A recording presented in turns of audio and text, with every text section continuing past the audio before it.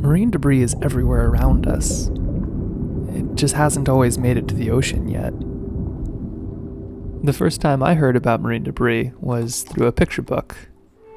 It was a story about a little piece of plastic that took to the seas, far from home.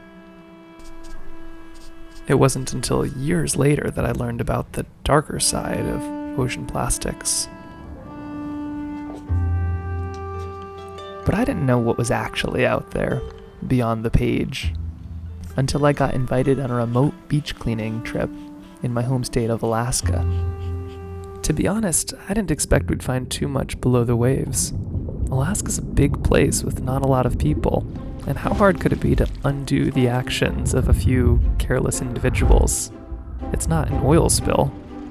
So, with a sketchbook and some extra tufts, we headed far away from people, toward Alaska's most remote and beautiful coastline. From the boat, I didn't see any ocean plastics. Only once we stepped foot on the beach did we actually start to see the marine debris buried in the tide line from all over the globe.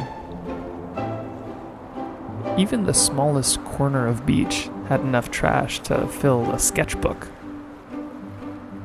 This didn't feel anything like that story I had heard as a kid. It was beginning to feel like a very different picture book.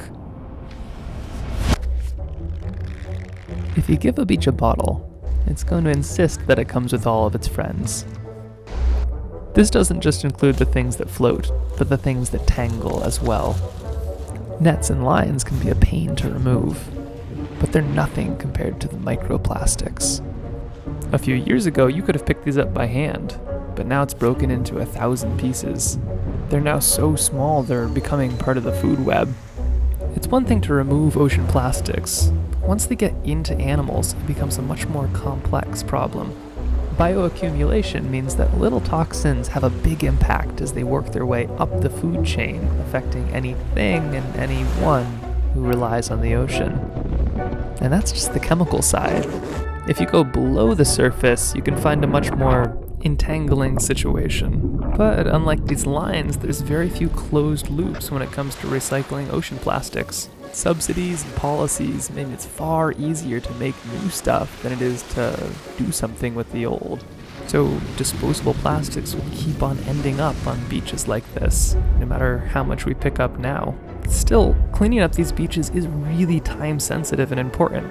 But if you give a beach a bottle, it's probably because it came from a sea of problems.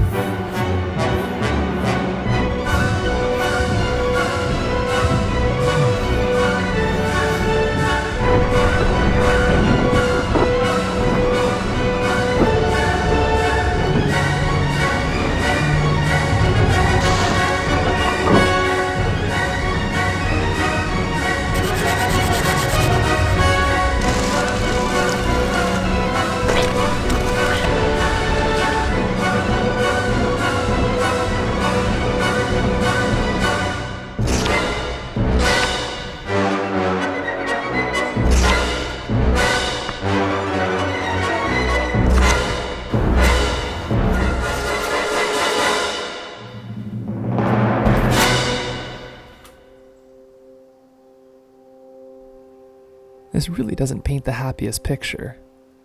But hopefully, this is just a piece of a larger story. If we can do something now, then maybe the next generation will grow up with a different picture book. A story about the adventurous people who came together to make sure these little pieces of plastic got back home. Here it goes.